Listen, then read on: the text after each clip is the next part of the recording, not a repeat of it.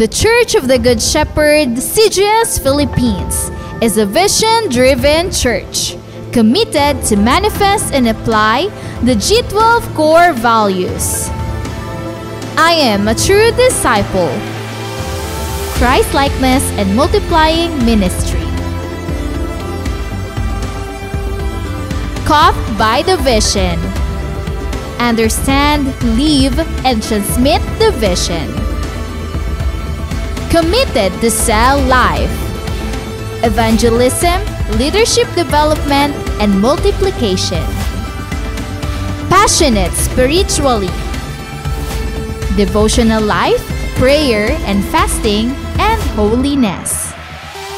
Submission to authority, love, honor, and respect my leaders. Commitment to time, manage, and invest my time for the kingdom. Lifelong relationship, accountability, and responsibility. I love equipping and training. Training is my happy hour. I am a leader of 12 disciples. I am born to multiply. Accomplishing church goal setting. I support, help, and fulfill the goals. I want to see my church grow. Pray, work, and invest. The importance of young people. I will prepare the next generation.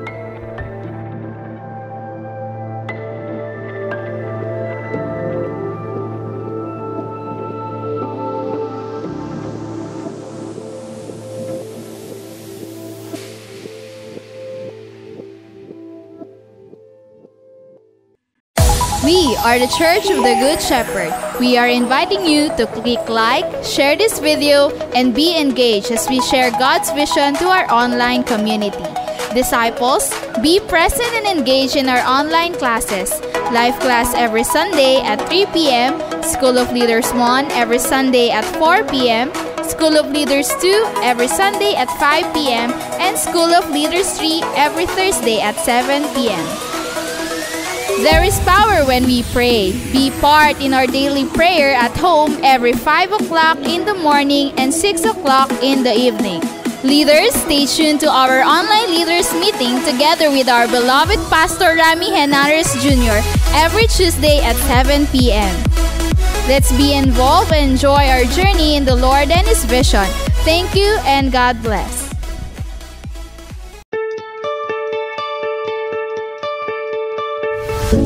The Church of the Good Shepherd aims to make the vision of God manifest in the lives of people. People come not just to hear the Word of God, but at the same time train them as a disciple of the Lord Jesus Christ. Every Sunday after the worship service in the morning, disciples come in the afternoon to be trained in the class. Discipleship training consists of life class, where people learn how to live a life according to the will of God. After life class, they will level up and be trained to become a disciple and leaders through a class that we called as School of Leaders 1, 2, and 3. Though the pandemic strikes, discipleship training never stops. Life class and even School of Leaders 1, 2, and 3 transition to virtual classes. The teachers, together with the students, engage in learning and applying the vision of the Lord Jesus Christ to win, to consolidate, to disciple, and to be a leader that also reaches other people. Truly, Christ Church and His disciples will continue to grow and mature despite of the pandemic that strikes the world, because we are the church and we have the vision.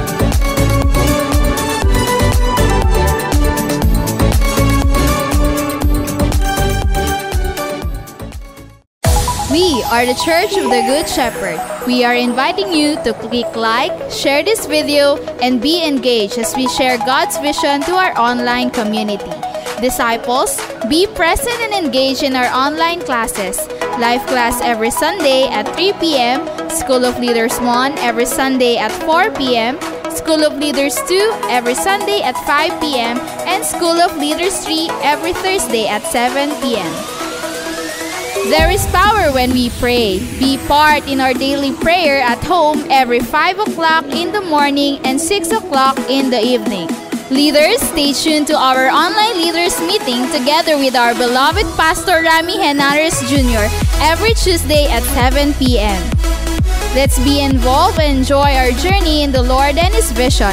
Thank you and God bless.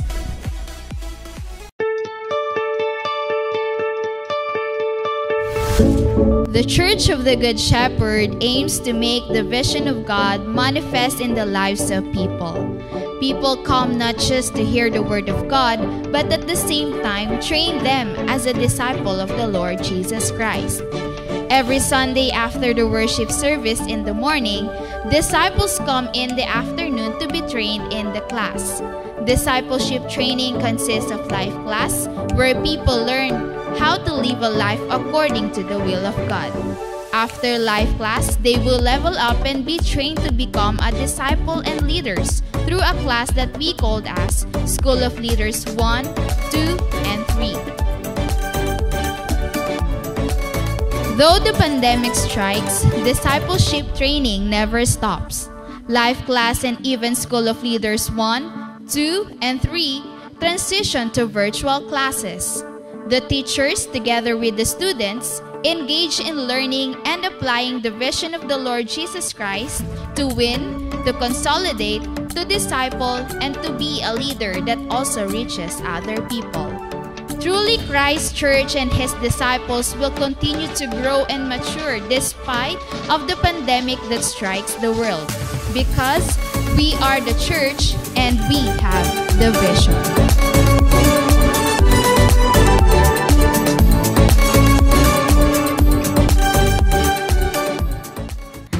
The Church of the Good Shepherd, CGS Philippines, is a vision-driven church committed to manifest and apply the G12 core values. I am a true disciple, Christ-likeness and multiplying ministry. Caught by the vision. Understand, live, and transmit the vision. Committed to sell life, evangelism, leadership development, and multiplication. Passionate spiritually, devotional life, prayer and fasting, and holiness. Submission to authority, love, honor, and respect my leaders. Commitment to time, manage, and invest my time for the kingdom. Lifelong relationship, accountability, and responsibility. I love equipping and training. Training is my happy hour. I am a leader of 12 disciples. I am born to multiply. Accomplishing church goal setting. I support, help, and fulfill the goals. I want to see my church grow. Pray, work, and invest. The importance of young people. I will prepare the next generation.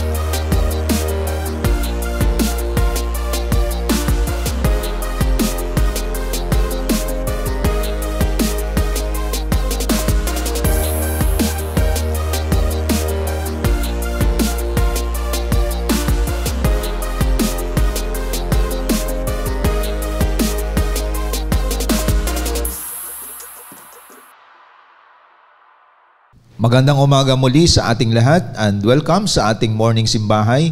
At welcome natin lahat ng mga pastors, leaders, disciples, lahat ng mga cell group members natin, lahat ng mga nanay at tatay na sa kanilang mga tahanan at mga kabataan, Luzon, Visayas at Mindanao, at ganoon din sa mga kapatid natin na outside of the Philippines ay ating welcome. Thank you so much sa inyong mga presence, lalo na mga leaders natin at disciples na ginagamit sa iba't ibang bansa at patuloy na nag-abot ng maraming mga kaluluwa upang magkaroon ng kaligtasan. So again, welcome sa ating mga Pilipino workers na nasa labas ng bansang Pilipinas, sa lahat ng mga nagre-reside sa iba't ibang lugar ng bansa ay ating welcome at kasama ngayon sa ating morning simbahay. Ang mga invites natin ay welcome po natin. Good morning po sa inyong lahat. Sa oras na ito mga kapatid, simulan natin ang lahat sa paglapit sa ating Diyos na buhay. Dakilang Diyos na makapangyarihan sa lahat, kinikilala namin ang iyong kapangyarihan. Ikaw ang tunay na Diyos na hindi nalilimitahan. Sa ang lugar man kami, nakikinig ka sa amin. Salamat o Diyos sa online platform na ito dahil hindi nagkakaroon ng limitation ang iyong salita, ang iyong presensya. At the same time, makapagsalo-salo kami sa mga salita mo through online platform kahit na nasa malalayong lugar kami. I pray, Lord, bless all your people today at bigyan mo kami ng guidance and wisdom as we listen to your word. Ikaw magpala sa lahat ng mga nanditong kasama namin sa online platform. Pinagkatiwala po namin sa iyong lahat sa dakilang pangalan ni Kristo Jesus. Amen and amen. Damin po natin ang mga awiting ito dadalhin sa atin ng CGS Philippines Worship Team.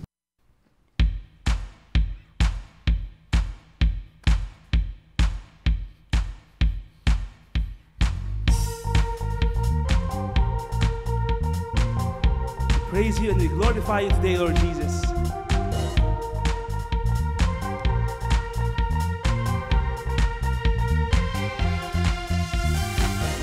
Waking up knowing there's a reason.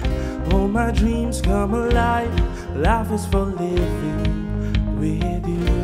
I made my decisions. Amen. You lift me up, fill my eyes with wonder. Forever young in your love, as freedom's untainted with you. No moment is wasted. See the sun now bursting through the clouds, black and white, takes the color all around. All is new in the Savior I am found. This is living now.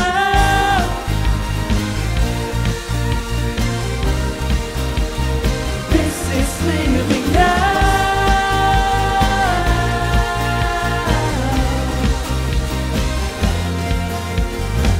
You lead the way, God, you're right beside me. In your love I'm complete. There's nothing like living with you. This life you created, I'll choose. See the sun now bursting through the clouds, black and white. There's a color all around, all is new in the Savior I have found. This is living now.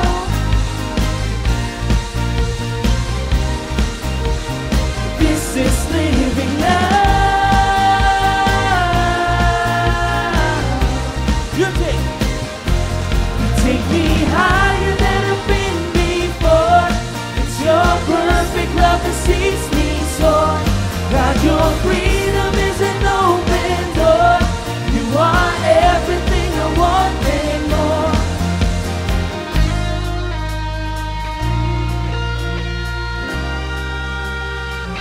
This is the life, Jesus.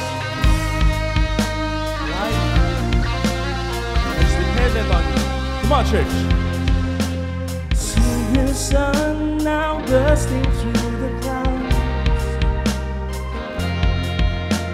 See the sun now bursting through the clouds. See the sun now bursting through the clouds, black and white.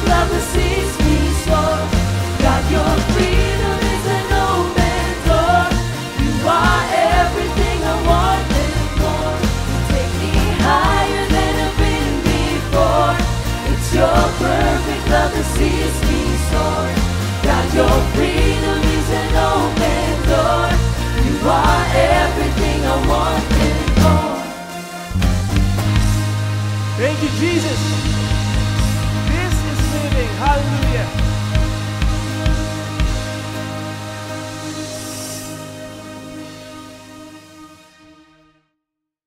Salamat sa mga mensahe na ating narinig, at salamat sa CGS Philippines worship team.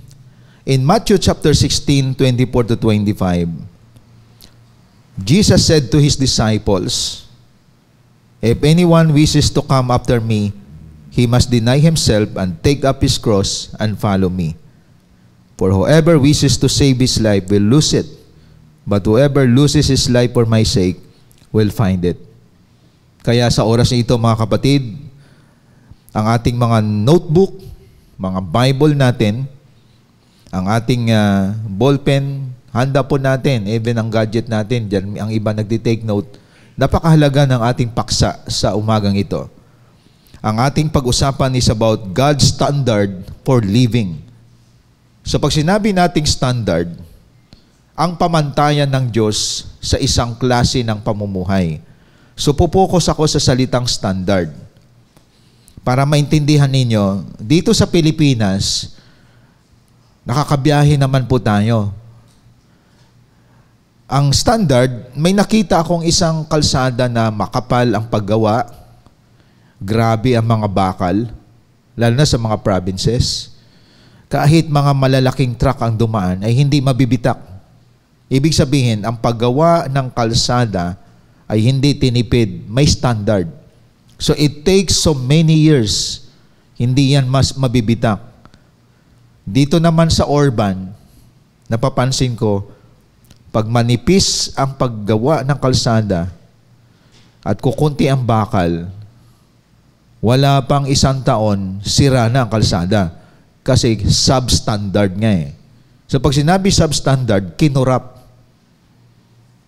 Tinipid ang bakal, tinipid ang simento.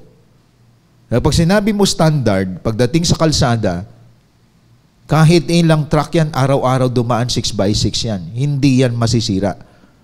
May standard. Alam ng mga engineer yan. So, pag sinabi standard, kaya nga may ginagamit tayong term na SOP, Standard Operating Procedure. Mahalaga sa buhay ng tao, sa anumang ginagawa, may standard. Kasi pag walang standard, makakadisgrasya ka ng tao. Makakapatay ka pa ng tao. So, importante ang the word standard. Like for example, sa ating mga bahay, no, yung mga nagtayo ng bahay, pag ikaw ay tumira sa isang bahay at nabitak yan, substandard. Karamihan, bumibili ng bahay at lupa, yari na. May kilala nga ako na magaling sa karate. Bumili siya ng bahay at lupa. Ang ganda. Pero ang ginawa niya, kinarate niya yung bahay nila. No? Sinuntok niya, sinipa niya, sira. No? Sira. Ang nipis ng dingding at pagkatapos ay walang maraming bakal, nasira. So ang ginawa niya, pinagsisira niya yung bahay na binili niya. Ang ginawa niya, siya na nagtayo ng bahay. Talagang siya na nagtayo ng first floor, second floor, third floor. Umangal ngayon yung may-ari ng subdivision. Sabi niya, papatayin niyo kami dito. Ang bahay na binili namin, substandard. So mapapansin natin, kapag kinurap ang isang bagay, makakadisgrasya, makakasira pa ng iba. So the word standard is very important. Importante ang salitang standard. Ganon din sa atin, sa paglalakbay natin sa paglilingkod kay Lord. Kapag walang standard ang paglilingkod mo, hindi ka magtatagal. Hindi ka magpapatuloy. Kasi hindi ka nilagyan at hindi mo nilagyan sarili mo ng sarili mong standard.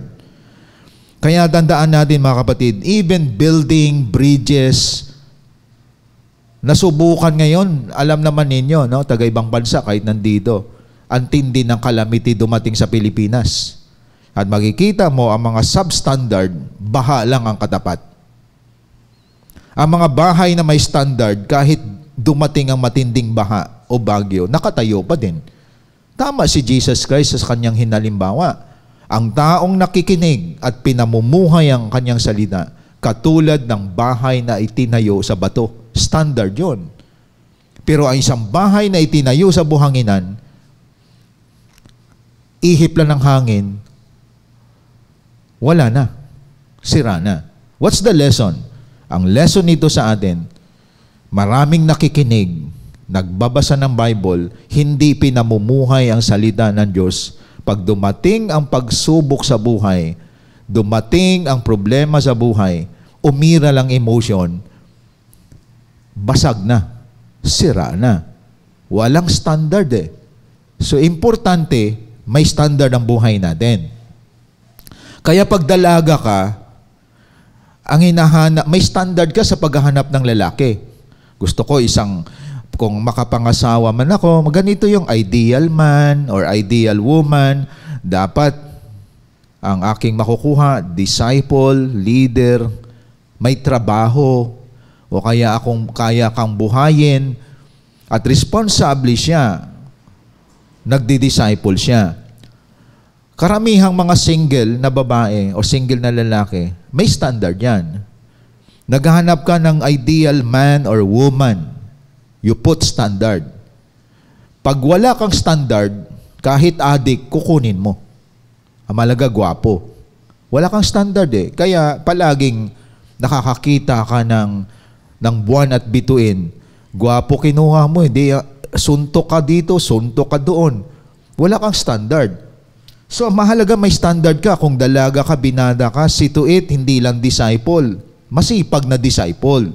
See to it na hindi lang disciple, bagkos may trabahong disciple. Disciple nga, gutom naman kayo. No? Disciple na tamad din. So, dapat may standard.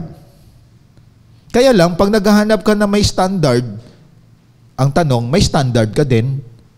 May standard ka din ba? Yun ang question dyan. Ibig sabihin, kung maghanap tayo na tama ang standard ng hinahanap mo, dapat nagbe-build ka ng tamang standard sa buhay mo. That is why, mahalaga itong ating pinag-usapan ngayong umaga. Ang daming standard sa Bible. Kukunin ko lamang dito ang iilan. No? Like what I said, na intindihan nyo ngayon. Because the opposite of standard is substandard. Bahay mo na hindi yan tinayo sa matibay na pundasyon, isang uga lang yan, intensity 7 or intensity 6, magka-crack. Di po ba? Kaya importante pundasyon. That's the very important in building a standard. Kaya nga, may term na ginagamit dyan ng mga engineer, standard operating procedure. Kayong mga nagmumotor, pag walang standard ang helmet mo, bakit nabiak pa rin ulo mo, may helmet ka? Substandard yung helmet na binili mo plastic lang pala At saka mumurahin. Kapag may standard, expensive. Expensive yan. So, bumili ka ng magandang motor, substandard naman helmet mo, pag na-aksidente ka, mamamatay ka din. Kaya importante, mahal at ibang klase ang helmet na binili mo. So everything we do, there must be a standard. May standard yan. Kaya si Jesus Christ, nagsimula siya. If anyone wishes to come after me, ang sino mang gustong sumama sa akin, ang standard ni Christ, he must deny himself. So the word deny himself, hindi ibig sabihin no na hindi mo nakilalanin ang sarili mo. Ang ibig sabihin sa Tagalog, kalimutan mo yung sarili, na hindi ko kilala sarili ko, hindi ko kilala sino kayo. Hindi ganon. Ang ibig sabihin na deny yourself, this is the number one na dapat makita sa atin na standard natin sa buhay natin sa pagsunod sa Lord. We need standard. Because without standard, matitisurin ka, matatampuhin ka. That is why, number one point natin, you need to die for you to live. So the number one standard na binibigay ni Jesus Christ sa lahat ng nais sumunod sa Kanya, kailangan kang mamatay para ikaw ay mabuhay. So this is very important. Kaya marami po ay hindi nakapagpatuloy sa paglilingkod, sa pagsunod sa Diyos. Buhay pa ang laman.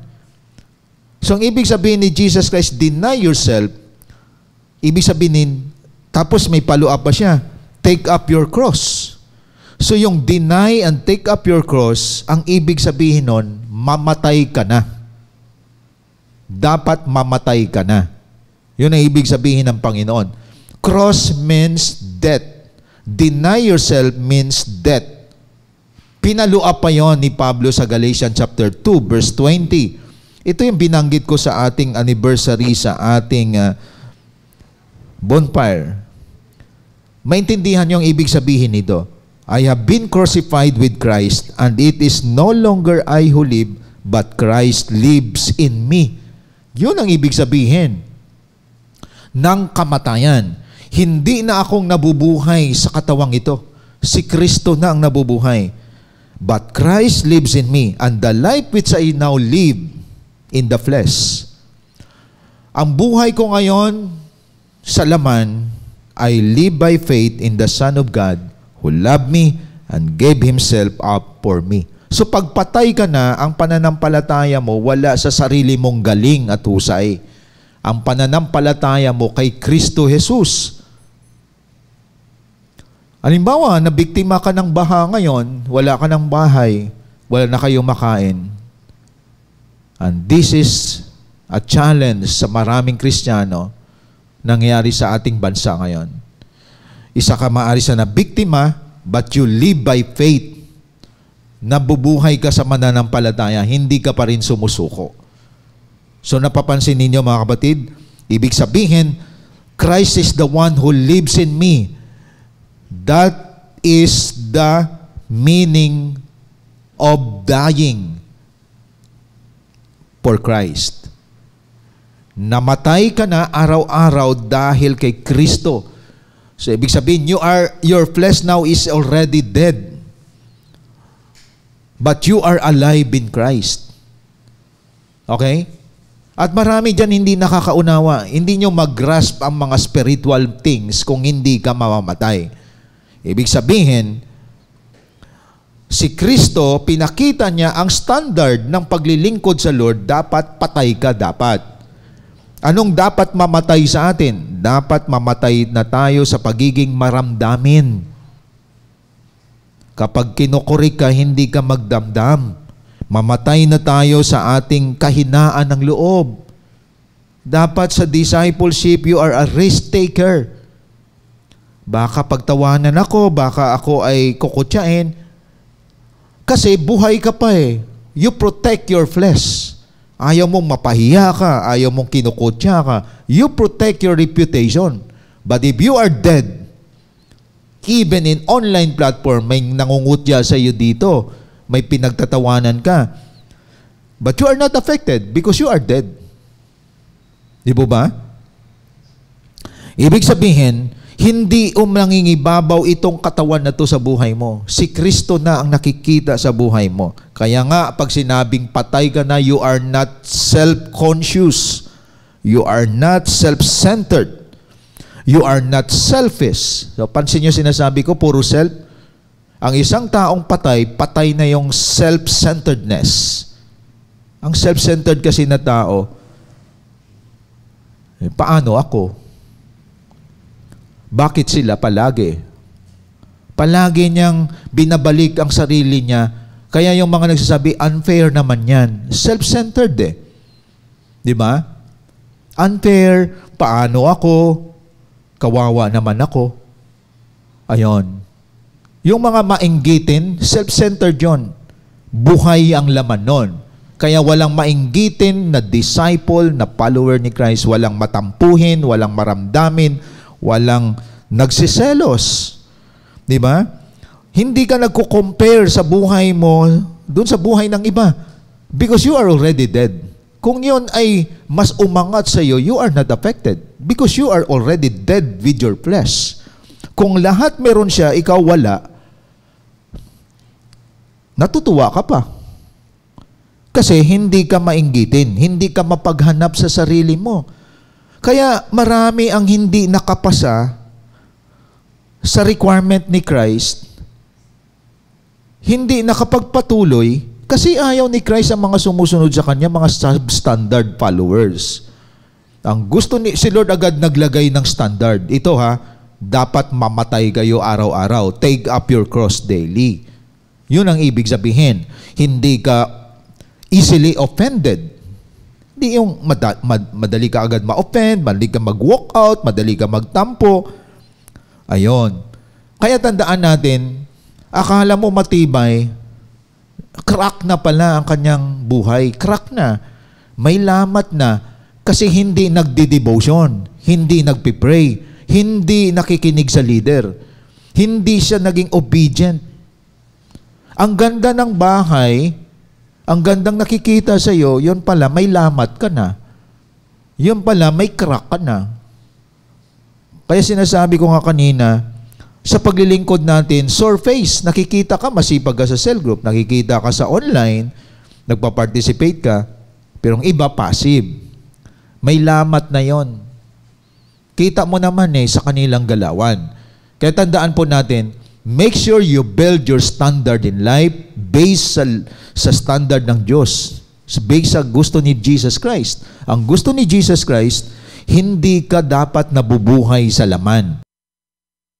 Dahil ang tao hindi lang nabubuhay sa tinapay, kundi sa salita ng Diyos. Ayon. Kaya't patay na dapat yung pagiging madrama mo, mahilig ka sa mga isyu ng buhay ng ibang tao, di ba? Ang isang matibay na nabubuhay sa mundong ito ay dapat namatay na sa pagiging ikaw. Hindi ka na, like what I said kanina, hindi ka na nakapokus sa sarili mong self-advantage, sarili mong kapakanan. Ayon. Kaya tandaan natin mga kapatid, maraming namamatay na tao kapag walang standard. Bibigyan ko kayo example. Pag wala kang standard na sinasabi ni Jesus Christ, deny yourself, pwede kang mapahamak at makapahamak ng iba. Example lang, may road rage ka. Biro mo, nakamotor ka, siyempre, minsan may nag-overtake sa'yo. May nakita ko sa Facebook, no? Hinabol pa niya yung kotse, sinipa pa niyang kotse. 4 gulong nun, ikaw 2 lang. Tapos, hindi ka naman na-overtaken ka lang, hinabol pa ng motor ang kotse. Talagang dinuduro niyan driver ng kotse. Ang ginawa ng 4 na gulong ng kotse, sinagi siya, talsik siya. So nakikita mo, pag may road rage ka, buhay ang laman mo Parang akala mo ay, inapik ka, na-overtaken ka, o kaya nagit-git ka saglit. Ganito dito yan sa Pilipinas. Anong nangyari? Lumipad ka ngayon, patungo ka ngayon doon sa sa putikan. Bakit? Naghamon ka rin 4 ang gulong niyan, ikaw 2 lang. Hindi naman lahat na nakamotor, lahat naman nakamotor matino. Meron nakamotor lang, ang tatapang pa. Meron ng minumura pa yung nakakotse, yung driver. Hinarangan pa yung kotse ng motor. Pareho din ang utak. Pikon din pala yung driver ng kotse. Sinasagasaan din siya. So nakikita ninyo, mapapahama ka kapag buhay ka. O kaya mamamatay kayo pareho kapag umiiral ang pride sa laman ninyo. So pansinin ninyo mga kapatid, pero kapag ikaw ay patay na, kumbaga ikaw pa yung nasa tama, ikaw pa ang sinigawan, hindi ka nagre-respond. Tuloy garang. Tapos hinahabol ka rin, hinahamon ka pa din. But still, you keep silent, you pray to God, Lord, wag mabuhay ang laman ko. Huwag, Panginoon, magising ang laman ko. At hanggang ang Holy Spirit nang ibabaw sa iyo, hindi ka pumatol sa taong yon, hindi siya napahamak, pati ikaw. Kita niyo mga kapatid? Kaya tandaan ninyo, everyday marami namamatay dahil marami buhay ang laman, mga kapatid. Marami buhay ang laman. Gusto makipag-away, sa dami ng problema, nandadamay ng tao. Yun ang tawag ng mga kapatid. Kaya maraming napapahamak yan. hanggang sa sila'y nagkaroon na rin ng disgrasya na rin buhay nila. Kaya listen to this. If you have standard in your life, magbibigay ito ng protection sa iyo. You become immovable. You become stable.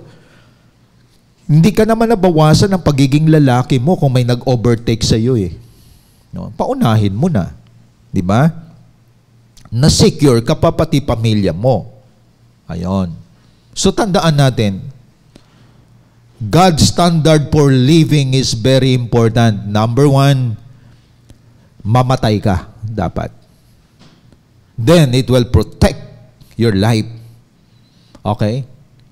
Like what I said, eradicated lahat ng inggit, lahat ng selos, lahat ng pagkukumpara, lahat ng mga wrong mental, flesh, lahat yan. Because Christ is the one who empowers you. Ayon. So, mamatay na ang iyong lumang pagkatao, mamatay na ang sarili mong katwiran, at makikita mo na proteksyonan ka, pati pamilya mo, hindi ka umuwi na nasa kabaong. Diba? Kasi patay ka na, pinako ka na kasama ni Kristo. Minumura ka, dinuduro ka. Dinuduro ka pa, but you don't retaliate. It protects you. Ayon. Kaya importante itong ating pinag-usapan. Even in discipleship, may mga matitigas na ulo ng mga disciple mo, but still, sabi nga ni Bishop, you have the compassion, but still you have the patience because your flesh is already dead. So wala exempted. Kahit sa mga primary, matitigas ang ulo ng ilan dyan. No? Ang iba, title na lang ang dala. Hindi na sumusunod. But still, nakikita pa rin yung patience ng isang leader because you are already dead. Kaya ang tunay na buhay ay namamatay araw-araw. No? Ang tunay na buhay, namamatay ka araw-araw. Spiritual yun ang sinasabi ko, mga kapatid. That is the standard of Christ. You need to die daily. Yun ang importante. In order for you to live.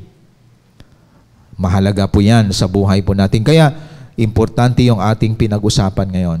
Second, tandaan natin, God's standard for living, you need to go down for you to go up. Ang standard ng Diyos, kailangan sa ibaba ka para maitaas ka. Ang standard ng mundo, iba. Mang-apa ka ng tao, manira ka ng tao, para i-promote ka. That is the worldly standard. Baliktad ang mundo sa pamantayan ni Kristo. Dahil Jesus is the best example in humility. Biro mo, Diyos, nagkatawang tao,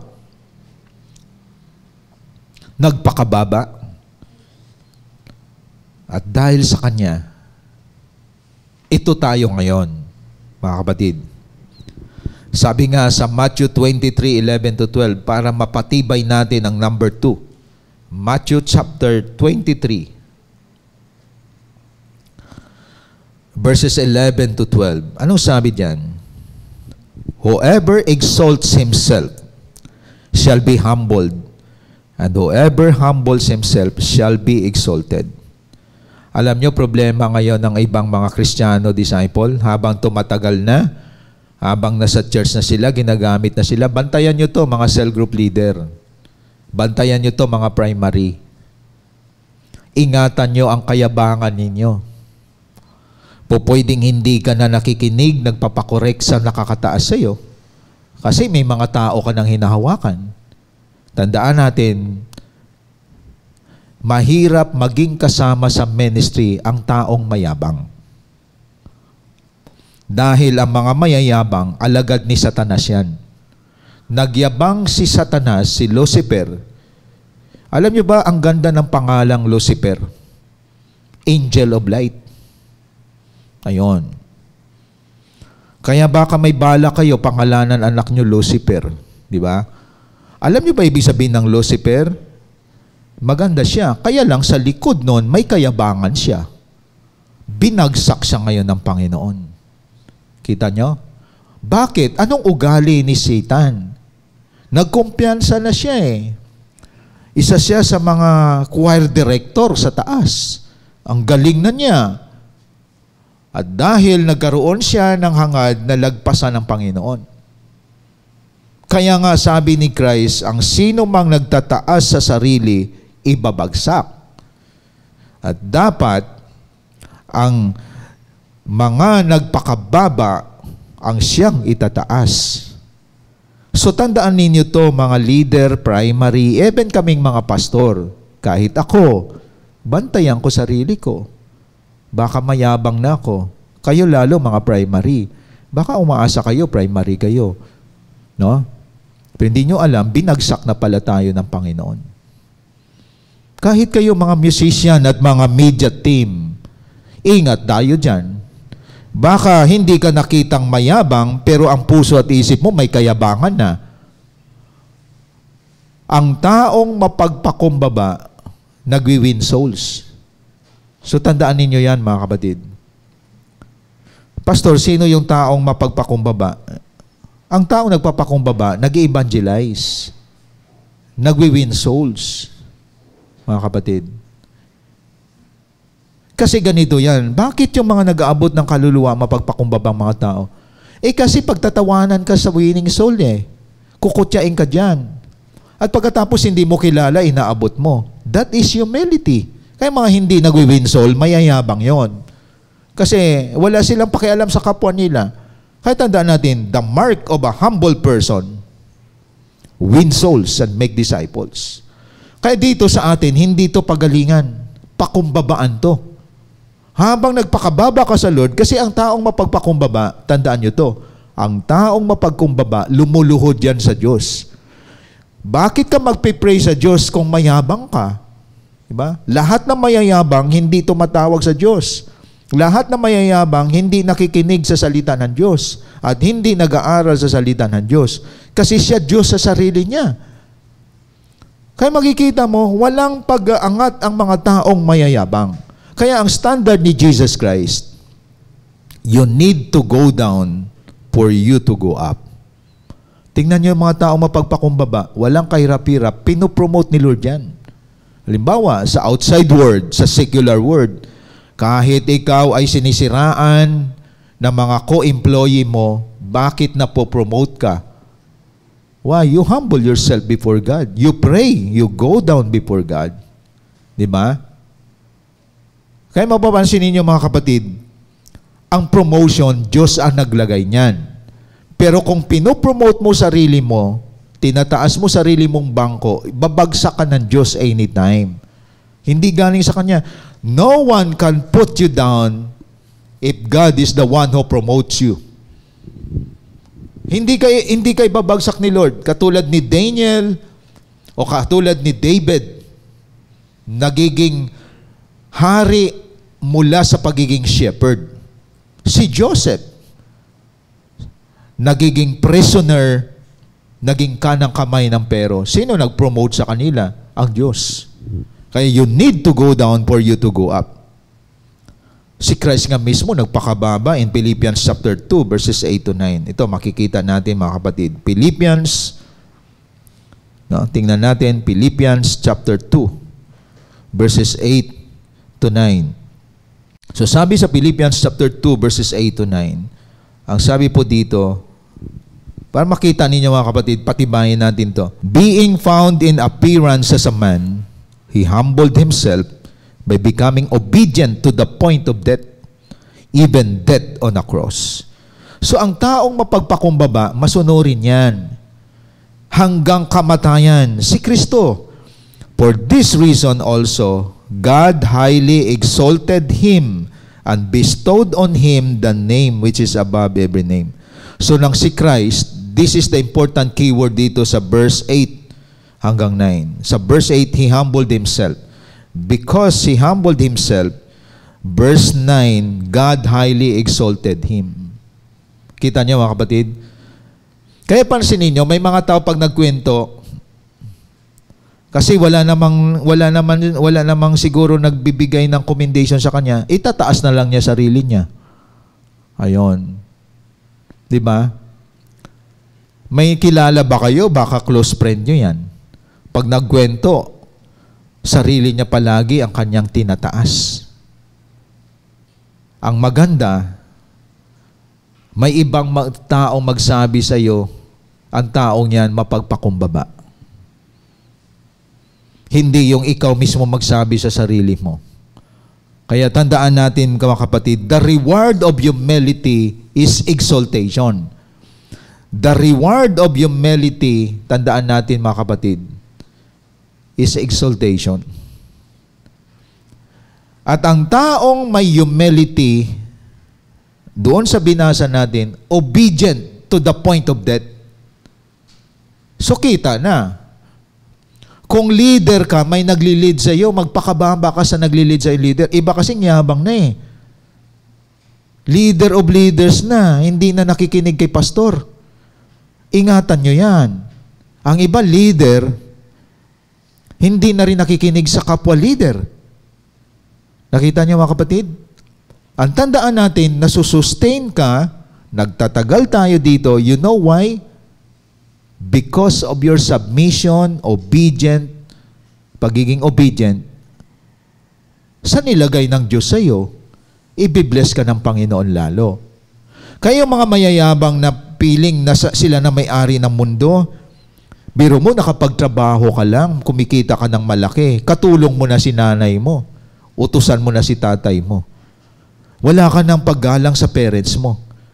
Hindi mo nilingon ang nakaraan mo na sa kanila ka nang galing. Ba marami ngayon na mga kabataan, bastos na sa magulang. Biro mo, ikaw na ngayon ang reyna at hari sa bahay nyo, nakapagtrabaho ka lang, kumikita ka lang ng malaki. Wala ka ng pakikinig ng payo sa parents mo. Parang ganon din sa church. Hindi mo na pinapansin leader mo. Wala ka ng paggalang sa pastor. Tandaan mo, yun ang ikakabagsak mo. Kasi tandaan natin, naglalas lamang tayo dito. Even though I am a pastor, I respect the pastor who pastors me. Mga kapatid, at nakita ko, nasusustain lang ako sa ministry, kasi yun ang keyword. I respect the pastor who pastors me. Nirerespeto ko ang pastor na nagpapastor sa akin. Dapat pag leader ka, you respect the leader who leads you. Walang naglalas, kaya pansinin ninyo, hindi kayo magtaka bakit ang iba parang winalis, parang nawala. Attitude yun. Ayaw ni Jesus Christ ang sumusunod sa Kanya, mayayabang. Ang mga taong mayayabang, substandard attitude yan. Binabagsak ng Diyos yan. That is why no one is exempted to us. I must check myself. Pastors, check natin sarili natin. Hindi ito position. We must check ourselves. Baka pag hindi ka nga nagre-resist sa leader mo, hindi ka nga nagre-resist bilang pastor, pero may kayabangan na pala, may hangin ng ulo natin. Yung mag-isip ka lang na mas magaling ako kay pastor, mag-isip ka lang na mas magaling ako sa kanila, kayabangan na yon. Kaya bantayan natin ang mga sarili natin, kahit na primary ka, o kahit ako'y pastor, no one is exempted to us. 1% lang na may yabang ka, kakainin ka nun. Dadami yan. Tahimik ka lang, pero may yabang na sa sarili mo. Gumagawa ka na ng style mo sa discipleship. May sarili ka ng pamamaraan. Kaya marami bumabagsak.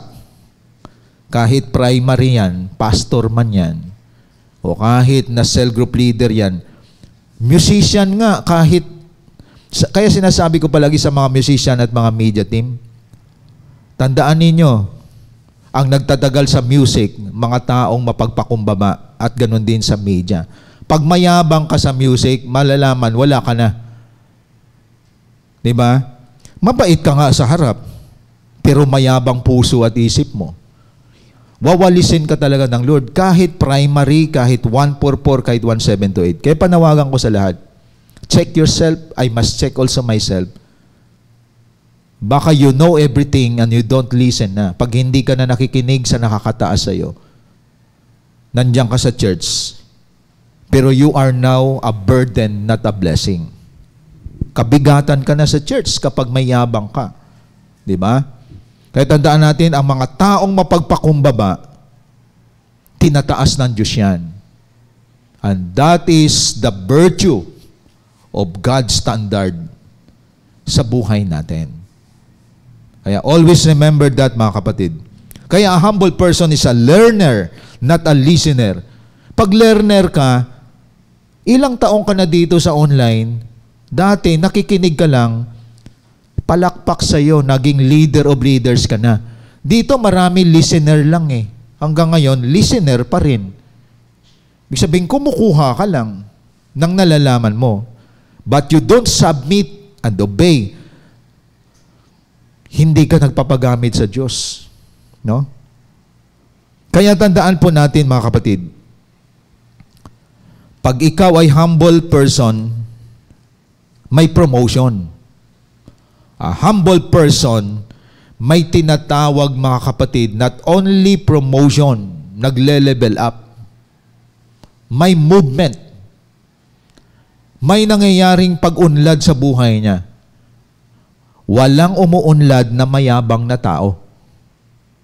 His life is like a roller coaster. Biro mo, nakikinig ka sa pastor, nakikinig ka sa leader, but you oppose in your mind and heart. Kaya mga mayayabang, mga opposing people yan.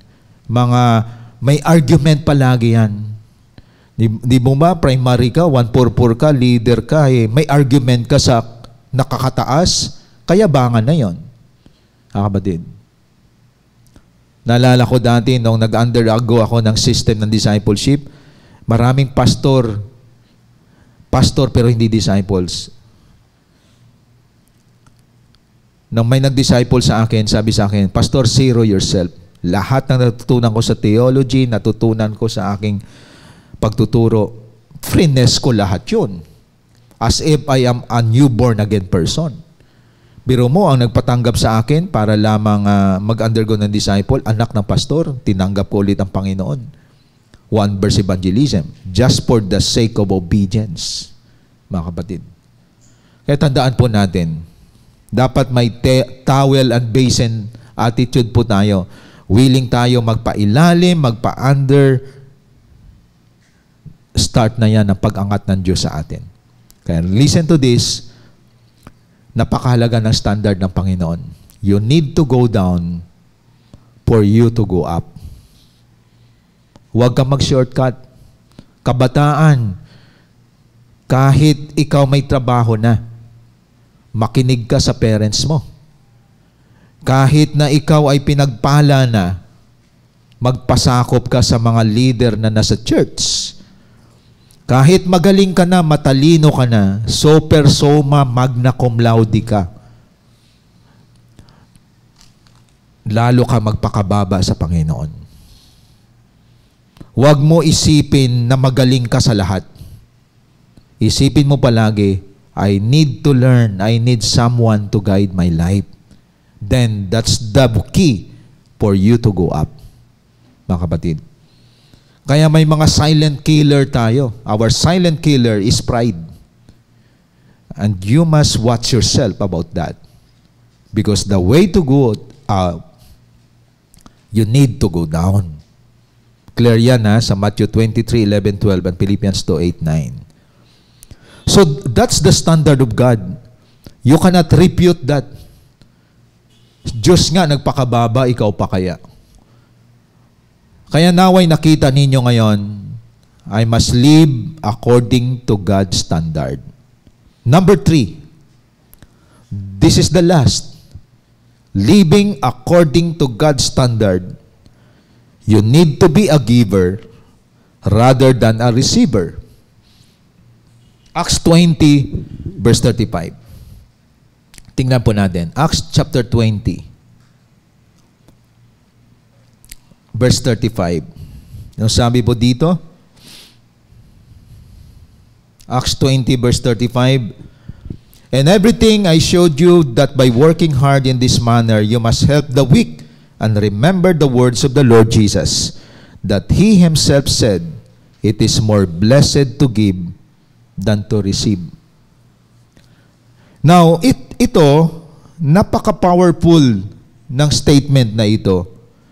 It is more blessed to give than to receive. This is the standard of our Lord Jesus Christ. Kasi sinabi dito, Lord Jesus, He Himself said. Ibig sabihin, ganito yan. Halimbawa, nagpa-disciple ako. Nagpa-disciple ako, tinuro sa akin lahat.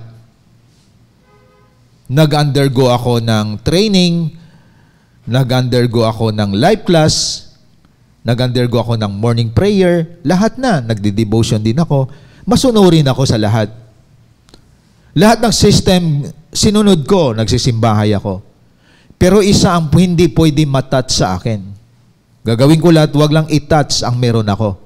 Yung finances ko. Alam niyo ba anong tawag sa taong ganyan?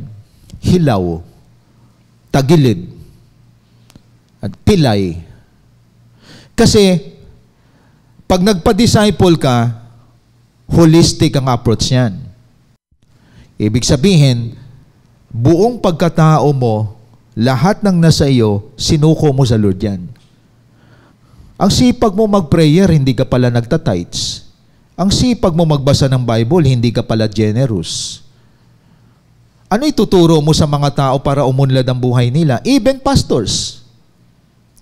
So kahit lumuluhod ka pa sa Lord sa panalangin, naubos mo ng Bible basahin, pero hindi matatouch ang finances mo, sablay ka bilang disciple. Ang tawag sa iyo, substandard. At may kilala ako, ang tagal na sa church,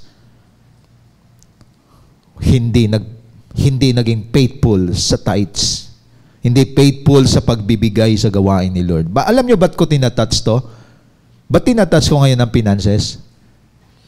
Narami akong nalalaman, marami palang mga leader at cell group member na baon sa utang. Katatapos lang ng conference, sabi ng pinaka-head senator, asawa ni Pastor Cesar Castellanos, lahat tayo dapat debt-free.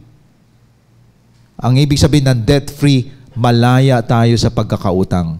Ako nagkakautang, lahat tayo nagkakautang, pero palakpak sa nakakabayad ng utang. Mga kapatid, ang hindi maganda, nabayaran mo ang utang mo, nangutang ka na naman dito. So, umiikot-ikot lang. Dapat objective mo bilang leader, disciple, pastor. Kahit ako, lahat tayo dapat debt-free before the end of 2024. Masarap kaya mamuhay na malaya ka na wala kang pinagkautangan. Kasi pag ikaw ay may utang, alipin ka ng, binigyan ka ng resources, alipin ka ng taong yon na pinagkautangan mo.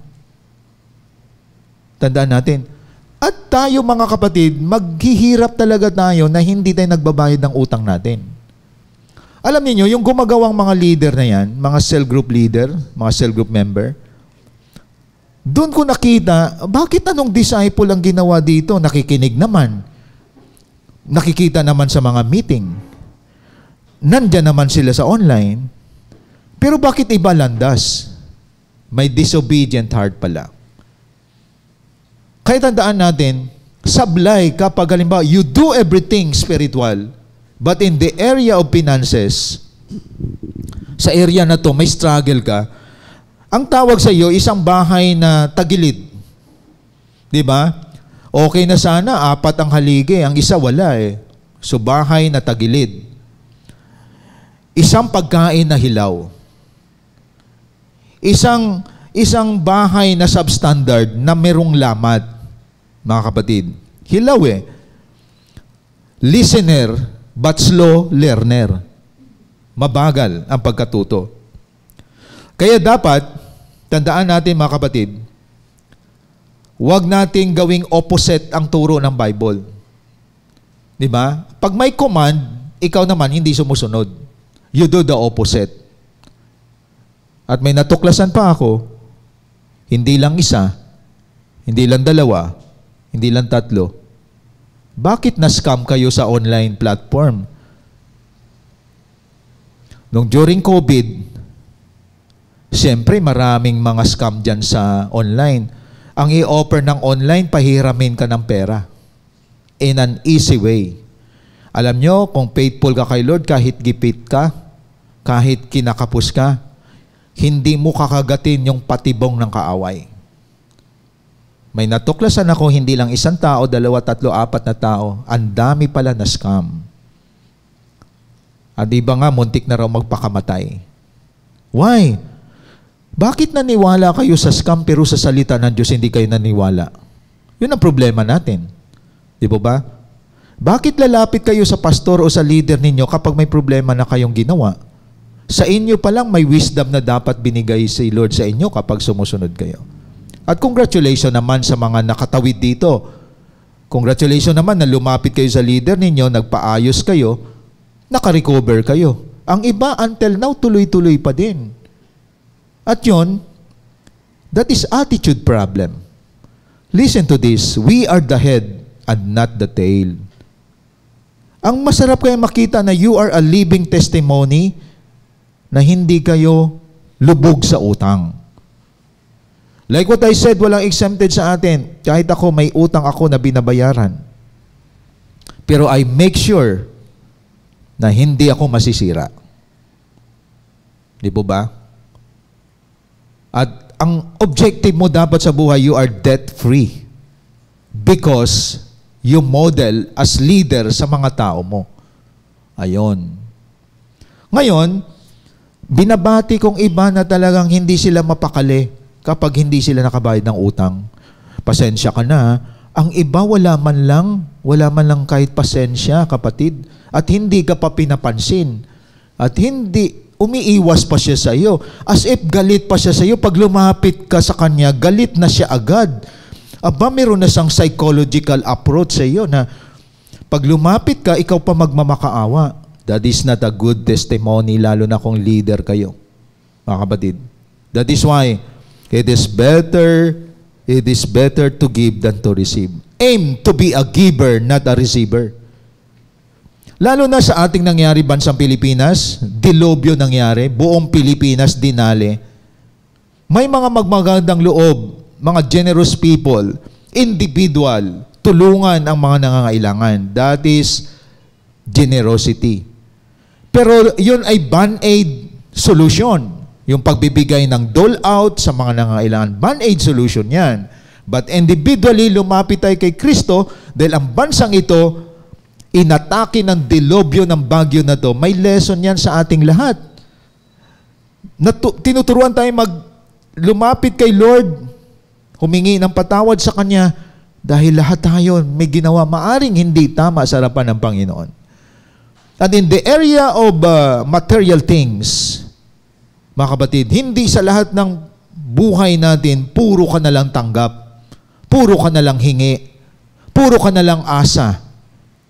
Umaasa, humihingi, tumatanggap, tumanda ka na lang, umaasa ka pa rin. That is not the standard of God. Ako nakikita ko dito, marami dati tinutulungan, marami dito palagi tumatanggap, meron sila na ang nagbibigay. In all areas of their lives. Ang isa sa malaking question mark sa atin, primary ka, leader ka, sumusunod ka nga, pero in the area of finances, ano ka? Zero. Something is wrong with your salvation. Kasi ako nakikita ko, pag mahal mo ang Diyos at hindi mo mahal ang salapi, number 1, hahagipin ng Lord yan. Pero kapag may pagmamahal ka sa finances, hindi mo mabitawan yan. Kaya kasinungalingan, mahal mo si Lord, pero ni singkong duling, hindi mo mabitawan para sa gawain ng Panginoon. Kasinungalingan yon. Kasi kapag buo mong binigay buhay mo sa Lord, bahay mo, kotse mo, finances mo, suko mo lahat kay Lord yan. Bahay mo, ginagamit sa gawain. Sasakyan mo, ginagamit sa cell group. Kinikita mo, may bahagi ang Panginoon. And ay palakpak sa mga taong faithful giver. Nakita ko yan. Hindi ako magtataka na kayo ay head and not the tail. Dati buntot ka, ngayon ulo ka na. Kasi nagpapala ka na ng tao, binibless mo ng mga tao, at nakita mo, you enjoy doing it. Di ba? Ang mga tao na hindi gumagawa nito, receiver lang, parang alipin sila na receiver lang palagi, taker lang palagi. Kaya the standard of God, you need to be a giver rather than a receiver. Akala mo malapit ka sa Diyos na habang buhay kang receiver. Hindi ganon ang Lord. Patunay ko sa inyo, the key chapter and verse in the Bible is about giving. John 3:16. For God so loved the world that He gave His only Son. Whosoever believes in Him should not perish but have everlasting life. The author of giving is God the Father. He gave Jesus Christ for our salvation. Kaya tayong mga sumusunod sa Diyos, tandaan natin, follow the example of Jesus. Give your life, give your time, give your energy, give your resources. That is the standard of living na galing sa Diyos. Ang pangit kaya na i-transfer mo sa next generation, puro hingi. Di ba? Ito na, December, marami scammer na naman to. Biro mo, hindi mo inaanak, humihingi ng pamasko sa iyo. Biro mo, hindi mo kaibigan, biglang talapit sa iyo yung tambay. Pastor, saan na pamasko ko? Aba, parang may savings siya sa iyo, ha? Di ba, kapatid? Nilalapitan ba kayo? So makikita natin, ang utak ng mga tao na hindi na bago, kailangan sila tulungan. Pero kaya nga tayo, major sa atin ang winning soul kasi pag nabago utak ng tao, ang objective niya, siya dapat ang tumutulong. Siya dapat may sariling galing at husay na magtrabaho. Siya dapat ang magpala, hindi yung palagi siyang hingi at asa. Nadaanan na natin yan. Dinaanan natin na tayo humihingi, umaasa. Pero si Lord, pinapag-graduate ka niya dyan. Ang masaklap, hanggang ngayon, hindi ka pa rin graduate. Kaya naway sa umagang ito, nakita ninyo. Dito kayo sa number 3, you are now a giver, not a taker. You are now generous, not stingy. You know, binibless ka ng Lord, hindi sa'yo yan. I-bless mo mga tao. Alam nyo, ngayon, hindi ka na biktima ng baha. Aba kapatid, maging sensitive ka, mag-abot ka ng tulong sa mga nadali. Huwag mo na antayin na may manawagan. Magkusa ka. Because you are a generous person. Diba? Kaya tandaan natin, ang isang may standard base sa Lord, giver, not a receiver. At the same time, aim to be a debt-free person this year, 2024, na pagpasok matang 2025, nakaabang na ang pagpapala ng Diyos sa buhay mo. You know how to manage your finances. Kaya this is kalingkingan lang itong standard ng Lord na binigay ko sa inyo. At naway kayong nandito ngayon, don't live a substandard life. Kasi ang substandard life, tagilid yan. At the same time, madaling masira yan, madaling matisod, madaling mabuhay, madaling tumalikod, madaling matunaw. But if you live according to God's standard, you are immovable, you are stable, you are strong. You are correctable person. And you are available pagdating kay Lord. You accept everything, rebuke, reprove in your life. Because you build standard according to God. Kaya sa ating pagtatapos, embrace God's standard for living. Because it is the key in living with the right foundation. It builds you to be strong in any unexpected circumstances in life. Nagpapatibay ang taong may sariling standard base sa Lord. Matibay ka kapag may standard ka. That is why before I close in prayer,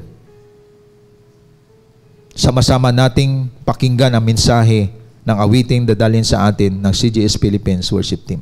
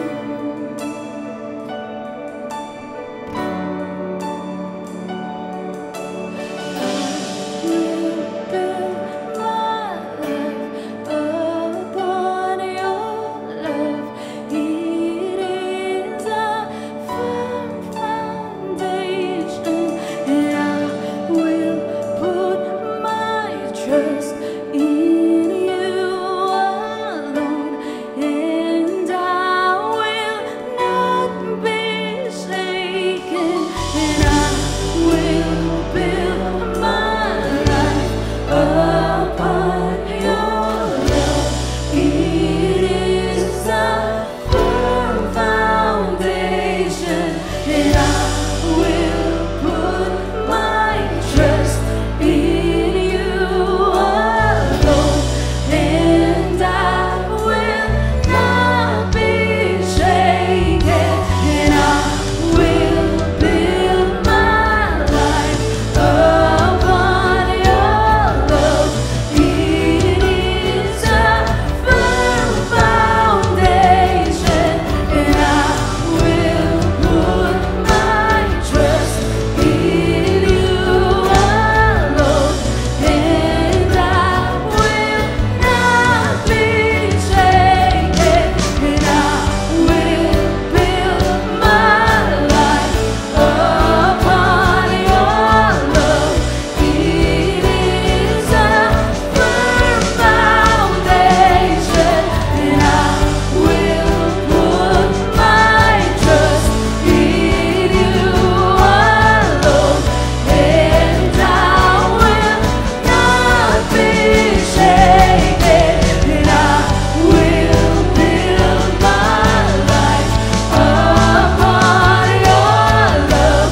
It is a firm foundation, and I will put my trust in you alone, and I will not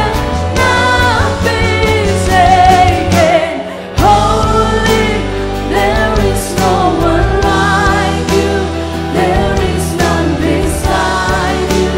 Open up my eyes in wonder, show me who you are, and fill me with your heart, and lead me in your love to those around me, and I will build my life upon your love. It is a firm foundation, and I will put my trust in you alone, and I will not be shaken. Holy, there is no one like you, there is none beside you. Open up my eyes in wonder, show me who you are, and fill me with your heart, and lead me in your love to those around me.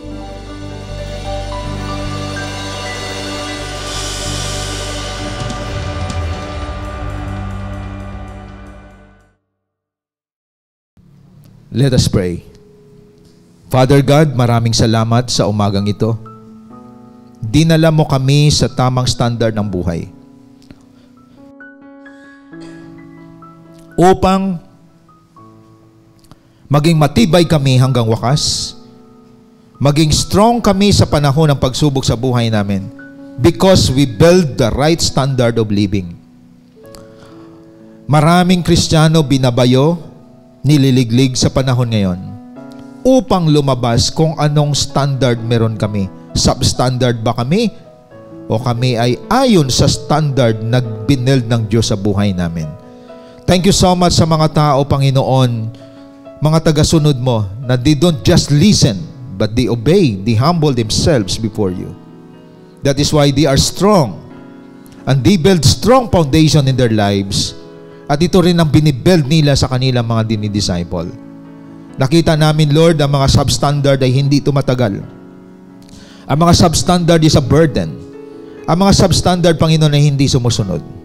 And thank you so much sa mga taong they build their lives according to God's standard. Bless all of them in the name of the Father, the Son, Jesus Christ, and the Holy Spirit. Amen and amen. Thank you and God bless po sa ating lahat. Hope you've been blessed by the message of God today as we continue to extend our calling and loving God and loving people even in online, and keep you more updated to our journey in God's vision. Connect to us wherever you are. Like our Facebook page, follow us on our Instagram account, and subscribe to our YouTube channel. Be a blessing and always be updated. Are you blessed? Now it's time for you to become a blessing online by sending stars to support our local church and take part in our LOT project. And be a cheerful giver through sending your tithes and offering to our GCash account.